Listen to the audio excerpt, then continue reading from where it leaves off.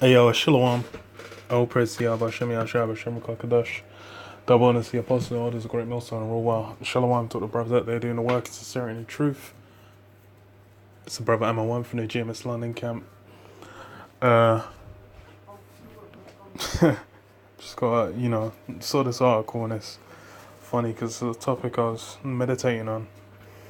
Because it's kind of, it's funny, man. Like, this place is more or less, it's being revealed more and more, it's coming out more and more that America's really not the fucking place to be at all, man. If you're Jake, as a so-called black man, it's not really the place to be at all.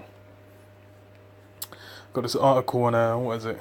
The Bleacher Report. From the Bleachers. And it's basically, it says what? LeBron James says NFL owners, old white men with slave mentality towards players. What does he say? He says Los Angeles Lakers forward LeBron James said Friday on HBO Sports series The Shop that NFL has a bunch of old white men owning teams who have a slave mentality towards players. Ben Golliver of the Washington Post provided the full transcript. Ahiza Garcia of CNN Money reported May 18th that only 2 people of color owned or co-owned professional NHL teams. NFL slot. Shahid Khan of Jacksonville Jaguars and Kim Pegula of the Buffalo Bills. The lack of diversity spreads through all major American sports leagues, with the NBA having the most people of color own or co-own teams, only 3. The same goes for management and coaching positions as well. James is one of the few people to call out the league or its owners over a slave mentality or something similar, after NFL owners approved a national anthem policy whereas players must either stand or stay in the locker room. The policy was in direct response to the NFL players' protests on racial injustice and social inequality during the performance of the song. Yeah, so Esau getting all hurt because, Jake is basically, these guys, thing is these guys are getting up in, up in Esau's world. They're getting up in, in the systems of the so-called white men. They're starting to realize that the way the system's geared is geared to their disadvantage, man. They're getting shafted, man. And the thing is even though they might be the stars, they're the guys who are doing, who are basically going out on the pitch, going out on the court, wherever, and fucking smashing the game, making that shit super entertaining. But then the slice of the pie that they're getting as a result is minuscule compared to the guys at the top. And they might be trying to break into that, but the so-called white man ain't offering Jake a table at the seat. And this is really on a low level, even owning leagues. That's that's entertaining. That's not even on a high level. What about being part owners in these not hedge fund? What the hell are they called, man? In these like group funding initiatives, man, where basically you'll get a bunch of rich old crackers and they'll get together and and they'll start they'll have basically be making mass purchases, mass investments and owning companies. They'll have a board kind of running the things, but then they'll just be putting the money together and just having huge ownership over huge industries, man. You might have multiple 5, 6, 7, 8 competitors owned by the same fucking guy. I say same guy, the same group. And that shit criminal, but ain't letting no niggas up in there, cause this is basically about about the so-called white man's it's about his system and perpetuating it, man. Part of that is keeping the so-called black, Hispanic and Native American on the bottom, man. It says what? San Francisco 49ers cornerback Richard Sherman, in response to Dallas Cowboys owner Jerry Jones stating these players must have their toe on the line and stand during the anthem, said Jones had an old plantation mentality. Solomon Jones of Philly.com wrote that team owners sometimes think and behave like slave owners. That's because they are. They are slave owners. Y'all on that. Okay, you can fucking quit or whatever. You can fuck off if you really want to. But whilst you're in there, you are basically their slave, man. That's why it's like they're thinking disrespecting America. You gonna disrespect America? You disgusting vile nigger. You fucking nigger. How dare you disrespect the Star Spangled Banner? You know, they get upset because basically Jake's realizing America's not for them, and they're basically like, fuck. Hey, they're rebelling. So lo and behold, that's what you're getting. You're getting Jake getting upset, and then Esau is getting upset in response. But you know, the thing is hold on. Well, okay, let me read a bit more. It says, per Glenn Martin of California Magazine, Cal sociology professor emeritus.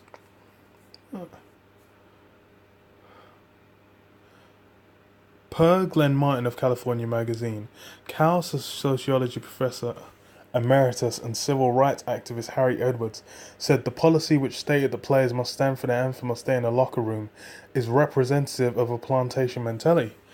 Edwards noticed NFL owners are wealthy, entitled, and arrogant, and essentially view their players as property, not human beings with rights guaranteed by the Constitution.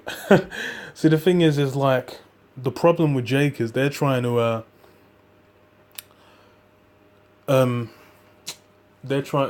basically, you know, be respected by the so-called white man, you know, through his system, you know, that constitutional American system.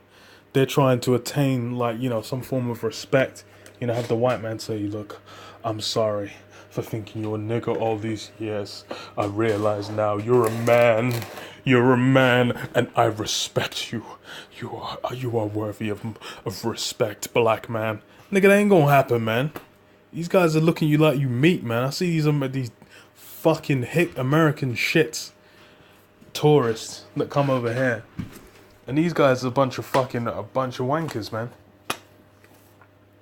A lot of these fuckers come over here. You can tell they're racist as fuck. They ain't used to dealing with a Jake, so they'll be looking at you kind of like sideways and shit. Just like, oh yeah, oh, can I have that, please? And then I'm like, oh okay, yeah. Would you, you know? So yeah, would you like that bag for that, mate?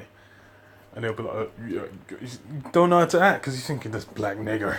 And he's used to dealing with, you know, some illiterate niggas that can't speak. Because in America, a lot of you Jakes can't speak for shit, man. A lot of you Jakes ain't even, like, can't even scrap, you know, rub two brain cells together and complete a fucking sentence. Man would be, oh, I would say, they can't even understand what's being said, man. They need fucking subtitles on the screen to understand what the fuck this nigga's saying.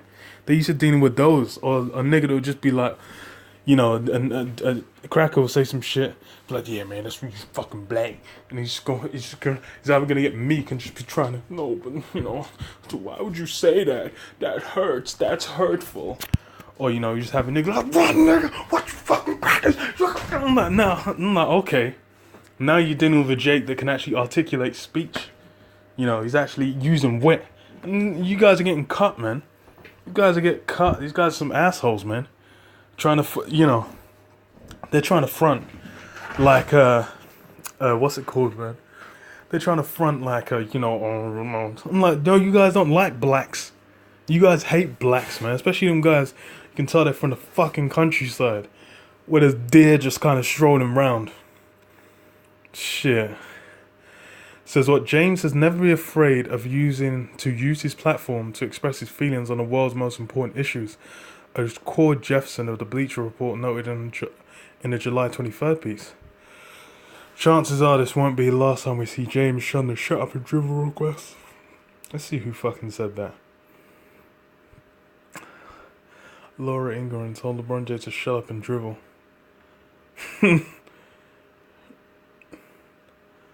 Oh, Cavaliers. Oh.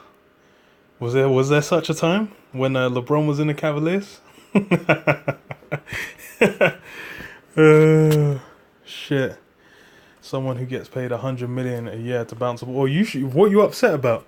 Why aren't you getting paid $100 million a year to bounce a ball, man? You fucking dumb bitch. Anyway. Getting upset because of Jake. The thing is you should be upset. Why the hell are these guys that used to be fucking slaves in your lands popping your white women and making them scream, getting them pregnant, giving them kids, going up on the TV with an arm around them, or hugging up and kissing up on them, and then going on a ball or going on stage and screaming some illiterate shit and getting paid? And this is your kingdom. What the hell are these niggas? These were slaves. These are former slaves. What the hell are they doing getting paid for that shit? You Edomites, question your elites. Ask them why they're getting paid. Why the hell ain't you getting your asses out in the countryside with your dead ass pickup truck? You're popping your cousin in the back, man. You fucking criminals, man. That's why you're hating, man. You should be wondering why. Shit. Let me read this. Micah 2:10. It says, "Arise ye and depart, for this is not your rest. Because it is polluted, it shall destroy you even with a sore destruction." So America is that place that's polluted. Over here as well. England, Europe, it's all polluted. So this is, scripture saying, what? Arise ye and depart. Because it's not alright. That's what these guys don't realize. Jake's getting all upset. They're trying to go to the so-called white man and find some form of justice. Or, they're trying to just get, why can't we just live? We're all men. Why can't we just... No, Esau don't want you to live. Esau hates you and wants you dead. That's why this place is polluted. It says, what? I shall destroy you even with a sore destruction. So it's a thing where it's like, if you're basically going to hang on to this place, then you're going to taste in this judgment. And that's what Jake don't really seem to get. Jake is here trying to just be like, we're just men. Why can't we just be men's together and just lives? I just want lives. Nigga, come on, man. Man, fuck these white people, man. They don't like you, bro. They don't. That's why they treat you like dog. You disrespect that Star Spangled Banner. All of a sudden, you dog. You a dog now. It says what? James 5:1. Go to now, you rich men, weep and howl for your miseries that shall come upon you. Yeah, because all these guys, these guys are owning these teams. These guys are in them top ranks, making cream, basically making merchandise of Jake. Then it says what? Those are the rich men. It says what? Weep and howl for the miseries that shall come upon you. Because the thing is basically the Lord's getting ready to reverse everything as it stands, man. Right now he's got his people, the so-called Negroes, Hispanics, and Native American, the 12 tribes of Israel. He's got them on the bottom. But what? It's going to be flipped. It's going to be reversed. And Esau right now, who's been, he's been exalted. He's in his heaven now. That's why he can go. That's why he can have Jake just there. No, you going to stand on that line. You going to hold that. You going to hold your heart when you hear that. When you hear the national anthem, nigger. You going to hold your heart. You going to love America. How dare you? How dare you come? This is fucking America, nigger. If you gonna play fucking ball in America, you won't get paid, nigger. You gonna hold your heart when that song playing, nigger. That's, come on, man. These guys, they're in their heaven. They're able to do that. They're able to go around. You got Jake's getting shut up. A nigga gonna be helping out. He's gonna be like, no, just run, there's a shooter. The police gonna be gunbutting him in the head and then blow his head off, man. Hell on earth, man. It says, your riches are corrupted and your garments are moth-eaten. Your gold and silver is cankered, and the rust of them shall be a witness against you. Yeah, so all that gold and silver, all them riches, Esau's been stacking. Esau's been stacking M's. M's have been getting stacked. But it's what? All that gold, all them goodly pleasant things, them lands, palaces, mansions, all this is gonna account for nothing, man. It says, and shall eat your flesh as it were fire. You have heaped together treasure. No, you've heaped treasure together for the last days. Yeah, you've heaped treasure together. Esau is stacking them blocks, gems, all them goodly pleasant things for the sake of us. For the sake of the 12 tribes basically receiving that as recompense, man, them goods. It says, behold, the hire of the labourers who have reaped down your fields, which is of you kept back by fraud, crieth. Yeah. So, all the Jakes that have basically been sustaining, building up and sustaining America's. They're basically now they're just rebelling, man. That's why they're like, yo, these white people, they don't like us. They out here, Jake's getting shot down. Jake's getting rebellious, but it's gonna get turned up because the thing is now, they're saying that peaceful, hands up, don't shoot. They're just saying like, won't you love us, white man? Now the law's gonna flip it to where it's just a thing of Jake is just gonna be getting nasty. Jake's gonna be getting fucking aggy with it, man. It says what? And the cries of them which have reaped are entered into the ears of the Lord of Sabaoth. Yeah, the Lord of Sabaoth, which, because it's Jake's been crying, and it's been going into what? The Lord of Sabaoth. Let's look up that Sabaoths. Says what? The Lord of the armies of Israel. So that means that why is it being specified that it's the Lord of the armies? Because that's how the Lord's gonna get back, by warfare, man. It's gonna be this death and destruction. That's how he's gonna be bringing it back. Through physical violence, force. That's how the Lord's basically gonna return all them goods back to Israel. Which shows that, hey, Esau's gonna be getting messed up, man. Because, hey, all these guys now, they're getting fucked up. Oh my god. All these guys now, they're getting jacked up by Esau. Then they're gonna learn, hey, yo, fuck these guys, man. Funny as hell. Ugh. Yeah, I'll leave it there, man. Say all praise to Yahweh Shem Yahshua B'Shem Kodesh. Double honest to the apostles and elders of GreatMillStone, man. Shalom, shalom.